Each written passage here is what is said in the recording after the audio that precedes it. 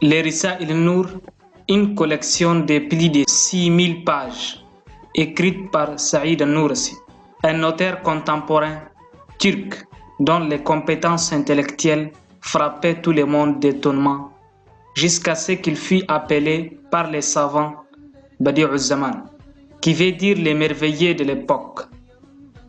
Ses écrits Risale Nour sont lus à travers le monde, dans les pays musulmans et même dans les pays non musulmans. Il y expose plusieurs sujets théologiques, philosophiques, scientifiques qui se convergent tous pour argumenter sur l'existence et l'unicité d'Allah le Très-Haut.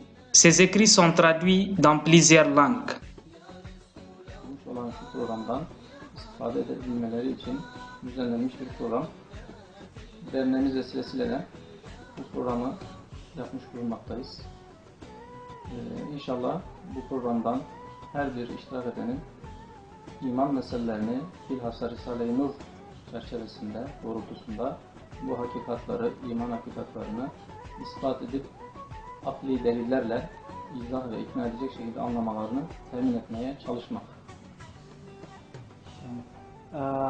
İnşallah bu programların tekrar yapılmasıyla, yani bir defa yapılıp da anlaşılması, bir defa yapılıp da terk edilmesi şeklinde değil, bu kitapların her bir insanın kendisinin şahsi gayretleriyle okuyarak imani meseleleri akli ve fehmi şekilde anlaması ve kendi yakınlarına, çevrelerine anlatabilmesi. Bu da en mühim hedeftir. Çünkü her zaman yanımızda bir muallim, bir müderris olamayabilir. Fakat elimizde kitap mevcut olur. Kitabı biz elden geldiği kadar insanların anlaması ve anlatması için onların kendi gayretleriyle anlamasını temin etmek. Hedefimiz bu inşallah. Müstakbele matuf olarak da gençler veya insanlar bu eserleri anladıktan sonra, elde ettikten sonra inşallah kendi çevrelerine ulaştıracaklardır. Üstad Bediüzzaman Said Nursi son asrın, yani bu asırlarda ahir zamanda gelmiş olan yeni metotlarla, tecrid usulleriyle iman hakikatlarını aklın anlayışına, insanların anlayışına, fehmine uygun. En Afrique, plusieurs pays connaissent ses écrits à travers des écoles de Nour. Chaque année, les pays francophones organisent une semaine de lecture qui consiste à se réunir dans un seul pays pour passer une semaine de lecture durant laquelle les participants se forment sur les principes de la tradition prophétique expliqués dans les écrits de Risale Nour. Cette fois-ci, c'est au Niger que la semaine de la lecture est organisée par l'ONG ADNN au sein du centre de Risale Nour à Niamey du 23 mars 2018 au 3 avril 2018. Risale Nour, c'est des écrits d'un grand auteur appelé Saïd Nursi Badi'u Zaman, qu'il a appelé, ou bien qu'on peut traduire en français, les lettres du lumière. Et ces écrits-là constituent un tafsir, une interprétation du Coran, du sens des versets du Coran, qu'on appelle en arabe les tafsir al-ma'ani. La semaine de la lecture de Risale Nour aborde chaque année des thèmes d'actualité sur lesquels les participants débattent et analysent en se basant sur la lumière qu'est le Coran et le guide qu'est la tradition du prophète, paix et bénédiction sur lui. Du programme de lecture, déjà parce que la première révélation à Muhammad sallallahu alayhi wa sallam était quoi? Iqra. Tout est dans Iqra, la lecture. C'est pour ça que aussi le Risale Nour, à travers lequel nous servons aussi l'islam et la foi, est aussi basé sur une seule chose, Iqra, la lecture. La révolution, le triomphe de l'islam par la lecture. Donc c'est sur cette base que vous allez entendre le programme de lecture. L'année passée, c'était le programme de lecture Togo à Lomé, avec les frères du Togo.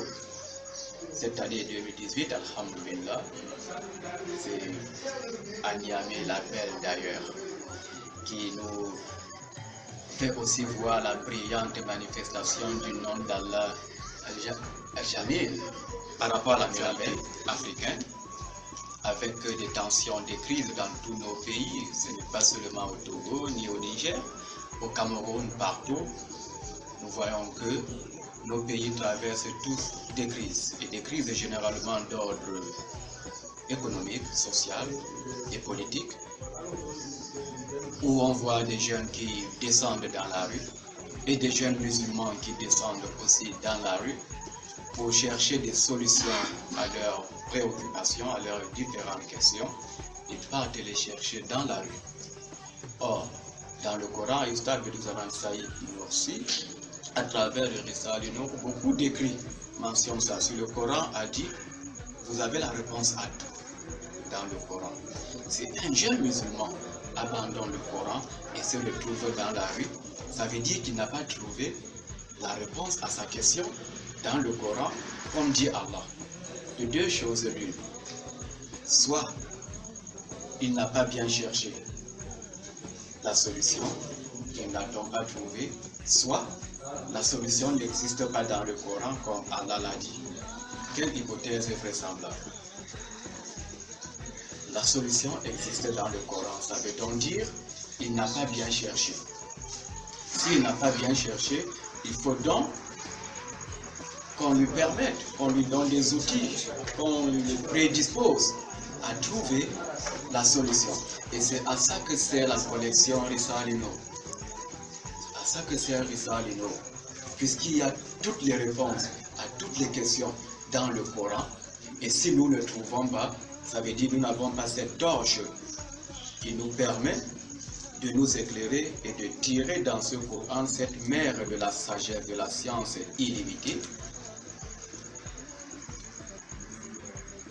Et ça nous vient donc servir à cela en ce 21e siècle. Nous avons donc ensemble opté pour le thème la jeunesse musulmane africaine face à ce défi. Parce que le défi de l'Afrique aujourd'hui, c'est le développement. Le défi de l'Afrique aujourd'hui, c'est le progrès scientifique, c'est le progrès industriel, c'est le progrès technique, technologique et c'est le développement humain. Autrefois, on parlait d'une dualité entre les vérités de la foi et la raison critique. Mais les écrits de Risale Nur montrent aujourd'hui que les sciences exactes dont la raison critique est la base, loin d'être ce que les philosophes l'imaginaient auparavant, elles sont une confirmation claire aux vérités de la foi. Nous avons vécu une période où on parlait de la science contre la conscience. Et aujourd'hui, on s'est trouvé dans un contexte où on peut même parler de la science. D'abord, on a parlé de la science sans conscience. Et aujourd'hui, on parle de la science contre la conscience.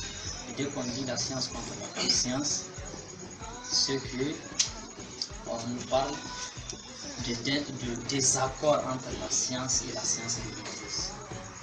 Mais, grâce à Dieu, ma compréhension, en tout cas en tant que bénéficiaire de cette formation, j'ai compris qu'en réalité, on ne peut pas dire en tant que musulman, donc on ne peut pas dissocier, mettre la science à part, la religion à part, sinon on risque de ne pas,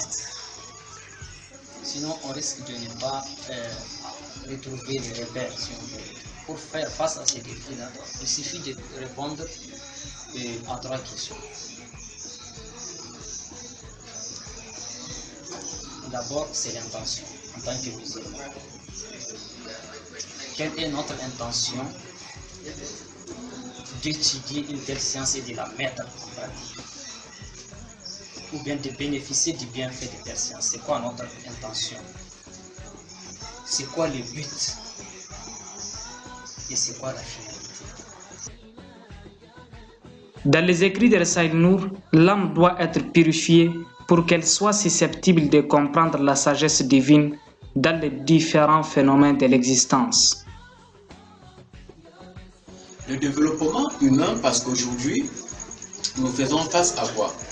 Le développement humain, c'est beaucoup plus un terme utilisé par la lignée philosophique. Cette lignée de matérialisme et naturalisme. Ils disent développement humain.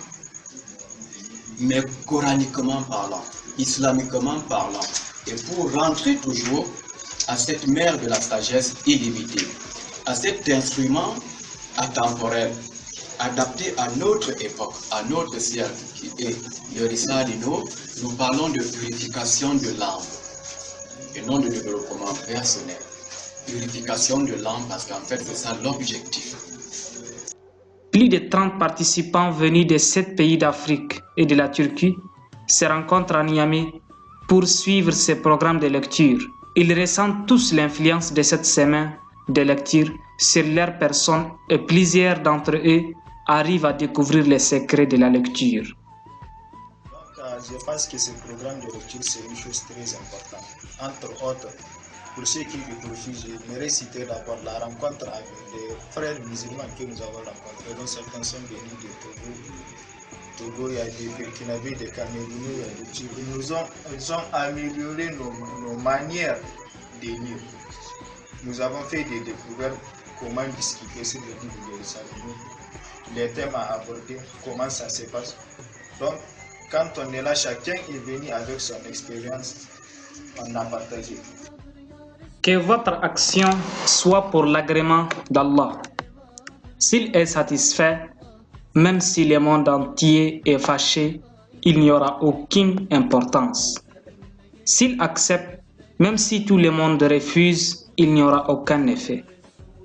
Après qu'il a été satisfait, après qu'il a accepté, s'il le veut, et si sa sagesse le nécessite, même si vous n'êtes pas demandeur, il fera accepter aussi aux autres, il les rendra contents.